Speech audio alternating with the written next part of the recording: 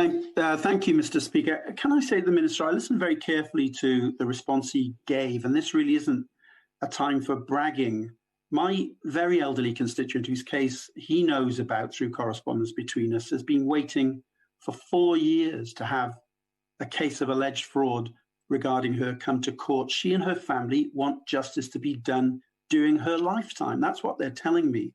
The system is clearly not working, and it won't be fixed by bragging, but by investment and real reform, and perhaps a little bit of ministerial humility. Well, look, in relation to the question on investment, I've already said 2 or 3 times that this current financial year, because of the massive challenge posed by coronavirus, we have invested the extra 143 million, the extra 110 million, an extra £250 million in delivering court recovery. Now, £250 million is an enormous investment, and it is designed to help cases like those of his constituent, who we do want to get heard quickly.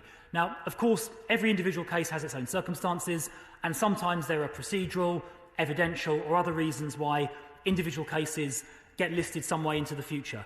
But we do want all of those cases to get heard as quickly as they can be. And as I said, for remand cases where the prisoner, or where the defendant, is in custody, for those cases that had their first hearing, their first mention in November of 2020, the clear majority of those will have their trials heard by July of this year. But we do want to move faster, and that is why, as the chairman of the Select Committee said, we need to make sure that the happy circumstance of disposals exceeding receipts, which we achieved just before Christmas, is continued and sustained into the new year to help people like his constituents who, quite rightly and quite reasonably, do want their cases heard.